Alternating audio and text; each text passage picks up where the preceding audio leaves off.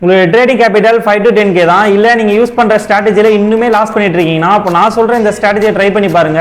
And டைரக்டா apply பண்றதுக்கு முன்னாடி பேக் டெஸ்ட் பண்ணிக்கோங்க. அப்பதான் கான்ஃபிடன்ஸ் இன்க்ரீஸ் ஆகும். என்னென்ன டீடைலா எக்ஸ்பிளைன் பண்றேன், ஃபாலோ பண்ணாம தான் ஃபாலோ பண்ணிக்கோங்க. இந்த வீடியோவை சேவ் பண்ணி வச்சுக்கோங்க. Pullback strategy support or resistance or supply and demand இந்த ஜோன்ஸை மார்க்கெட் பிரேக் பண்ணி போனதுக்கு அப்புறம் திரும்ப ரீடெஸ்ட்டுக்காக வரும். அந்த ரீடெஸ்ட்ல நம்ம என்ட்ரி எடுக்க போறோம். ஃபர்ஸ்ட் மார்க்கெட் இந்த ஜோனை பிரேக் பண்ணிருக்கு. இந்த ஜோனை பிரேக் பண்ணிட்டு அகைன் மார்க்கெட் திரும்ப இந்த இடத்துக்கு ரீடெஸ்ட்டுக்காக வரும்போது இந்த இடத்துல ஃபர்ஸ்ட் ஃபிபொனாக்கி செக் பண்ண போறோம்.